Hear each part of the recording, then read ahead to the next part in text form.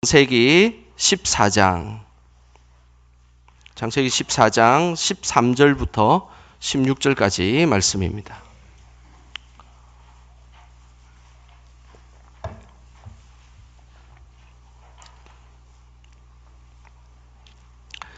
창세기 14장 13절부터 16절까지 말씀, 우리 한 목소리로 말씀 읽겠습니다.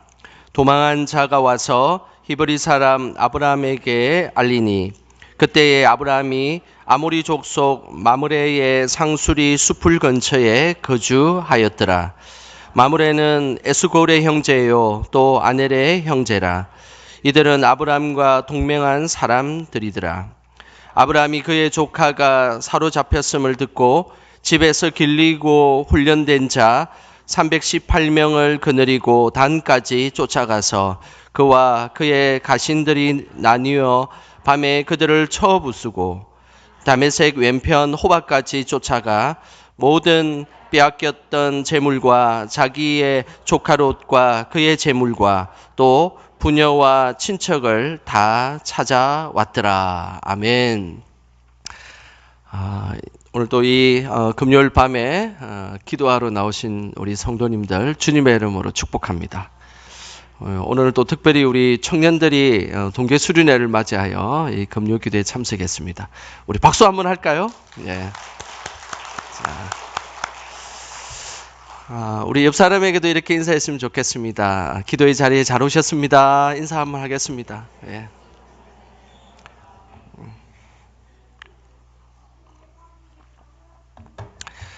다른 어떤 자리보다 이 기도의 자리가 하나님께서 기뻐하시는 자리인 줄 믿습니다. 전 세계에서 커피가 가장 많은 매출을 하는 매장이 있습니다. 그 매장은 바로 스타벅스라는 매장입니다. 작년 기준으로 전 세계에 한 3만 8천 개 정도 매장을 갖고 있습니다. 우리 서울에만 작년 기준으로 한 600개 정도 이 스타벅스 매장이 생겼습니다.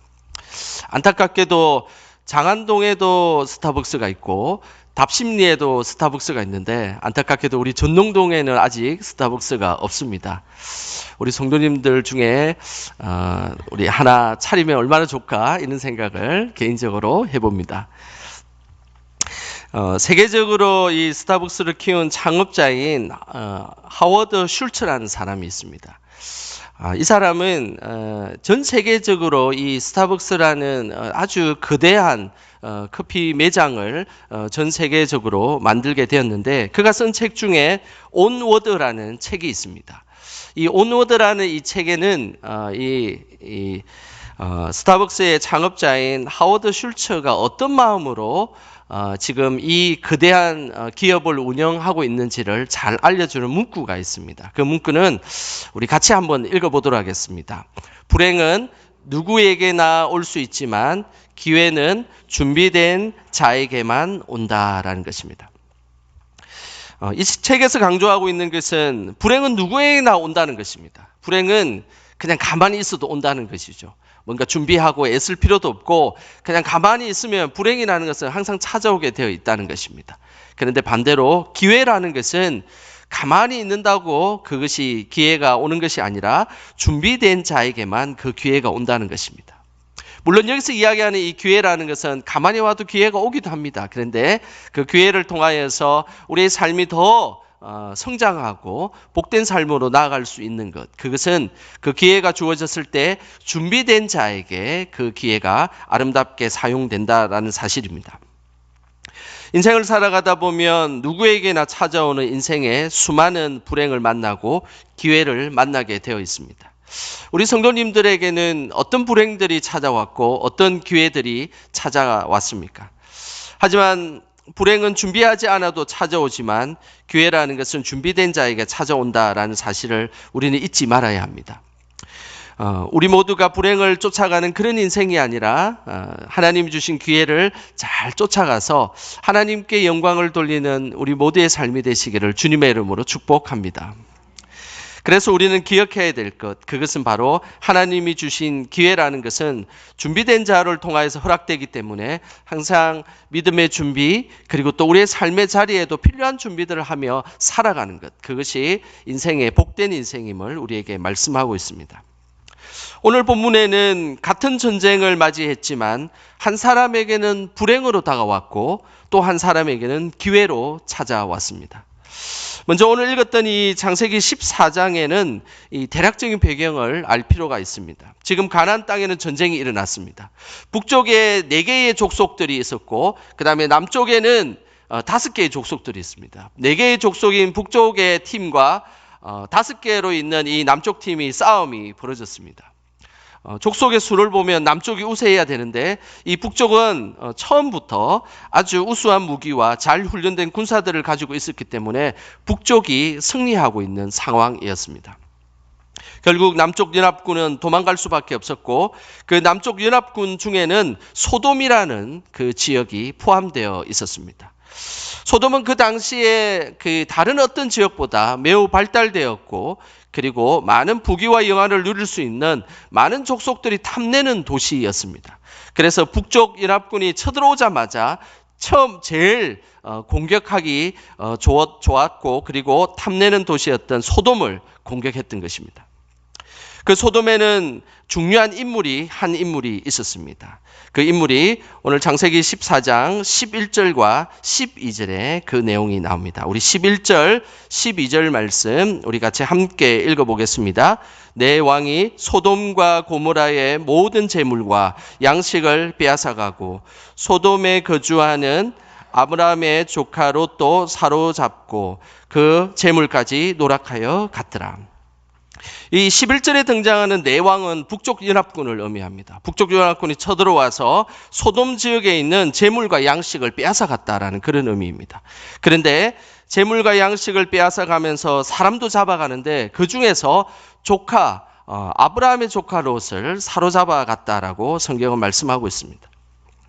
전쟁 가운데 불행을 맞이한 사람은 바로 아브라함의 조카 롯이었습니다.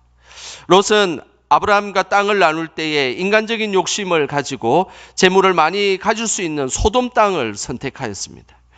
그런데 결과가 어떻게 되었습니까? 그 재물도 전쟁으로 인하여서 하루아침에 다 사라져 버리는 것입니다. 결국 롯이 선택한 그 소돔 땅은 롯에게 불행으로 찾아왔고 그리고 전쟁이 일어나자마자 그 불행이 가중되었다라고 성경은 기록하고 있는 것입니다.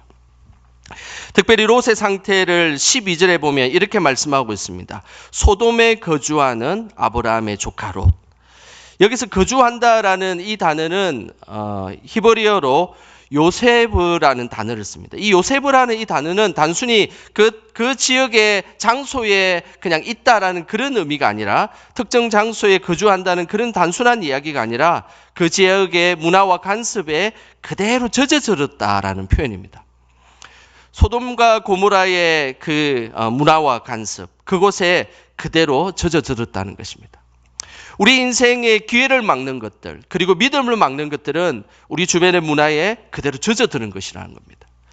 우리는 살아가다 보면 많은 문화들이 우리에게 침투할 때가 있습니다. 그런데 그것을 잘 분별하지 못하고 깨어있지 못하면 그 문화에 휩쓸려서 정작 우리는 하나님께 우리의 믿음을 지키지 못하는 일들이 많이 생긴다는 사실입니다. 오늘 이 조카 롯은 죄악의 땅 소돔 땅에 거주하면서 죄악에 물들어 있었습니다. 그리고 미래를 준비하지 못하고 하루하루 죄악 가운데 지냈다는 그런 의미입니다. 그러니 전쟁과 같은 이런 환란의 시기에 어떤 것도 준비하지 못하고 전쟁으로 인하여서 위기상에 놓이게 된 것입니다.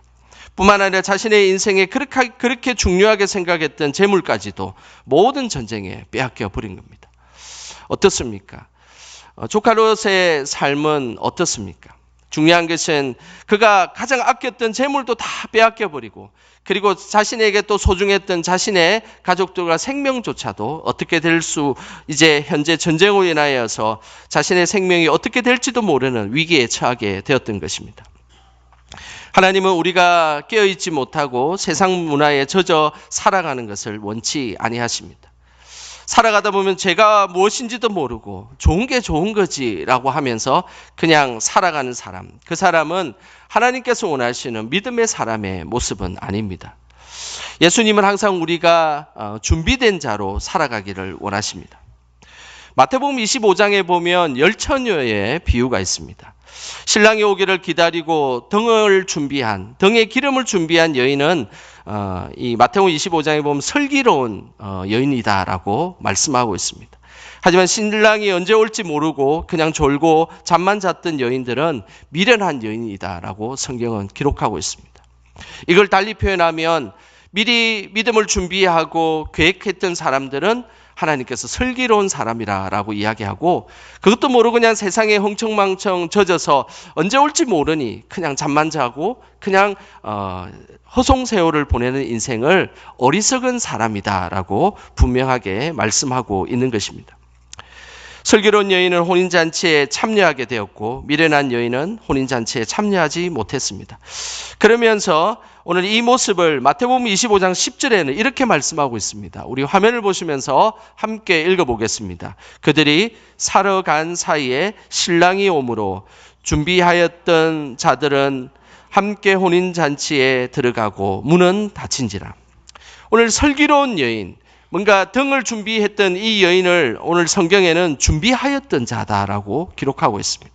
믿음을 준비하고 그리고 어떤 일들이 일어날지 모르니 사전에 그 기회를 잘 선용하기 위해서 노력했던 사람, 그 사람은 오늘 준비하였던 자다라고 성경은 기록하고 있는 것입니다. 흥청망청 놀고 시간만 보냈던 사람은 절대 하나님이 주신 그 기회를 축복으로 얻지 못한다는 사실입니다.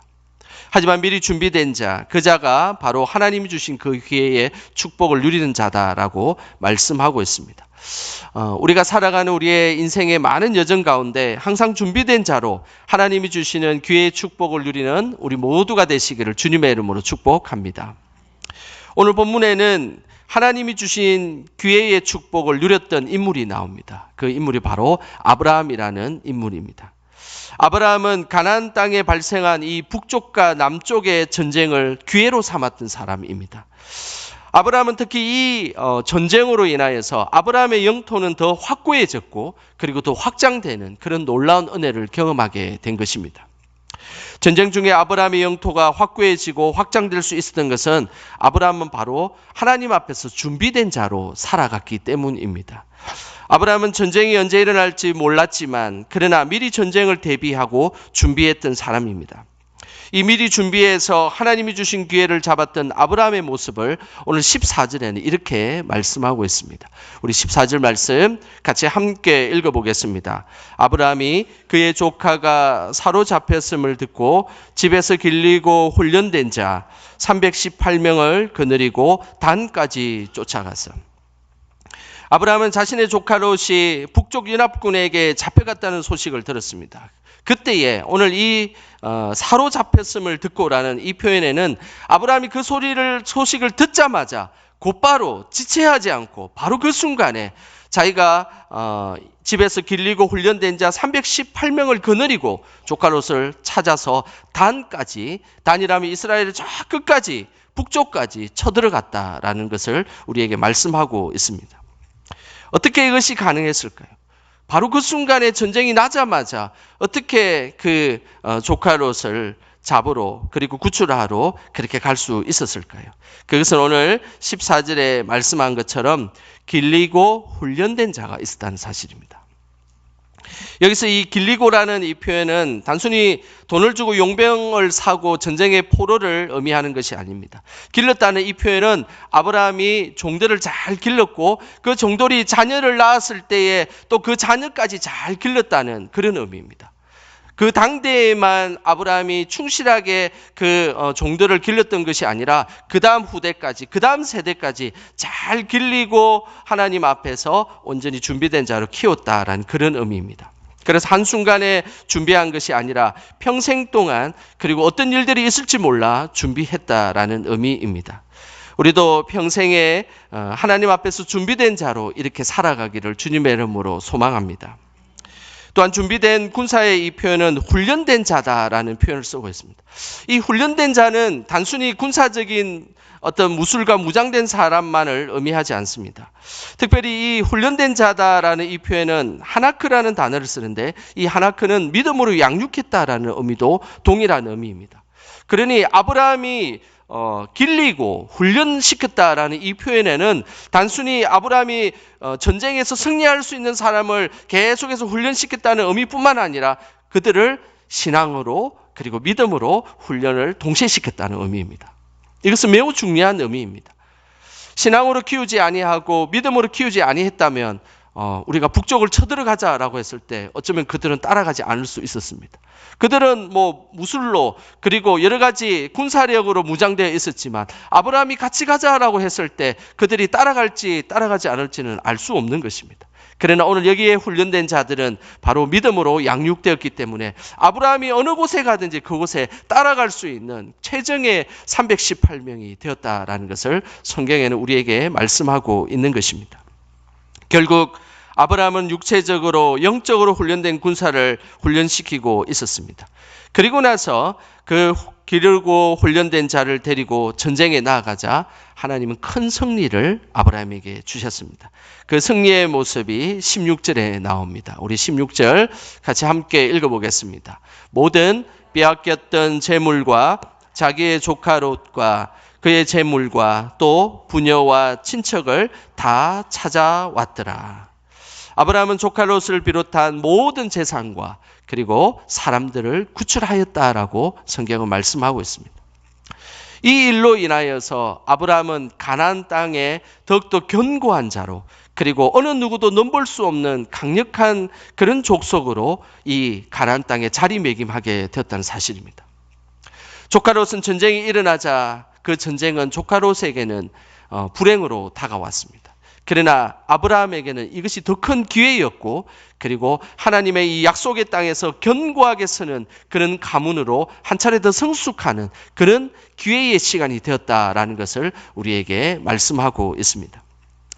준비된 자에게는 위기도 기회가 됩니다. 하지만 준비되지 못한 사람은 기회가 오는 것이 오히려 위기가 될 수 있다는 사실을 우리는 꼭 기억하시길 바랍니다.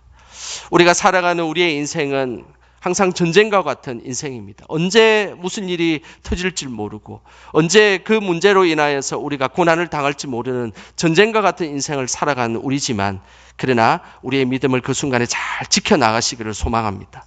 그때에 거친 파도 속에서도 주님과 함께 날아오를 수 있는 그런 놀라운 은혜를 우리가 경험하게 될 것입니다. 오늘 이 밤이 길르고 훈련된 자를 통하여서 큰 승리의 그런 역사를 이루었던 것처럼 오늘 이 밤이 바로 그 믿음으로 다시 한 번 더 우리가 하나님 앞에 훈련되는 그래서 하나님 앞에 승리의 함으로 나아갈 수 있는 그런 복된 밤이 되시기를 주님의 이름으로 축원합니다. 우리 이 시간 찬양하며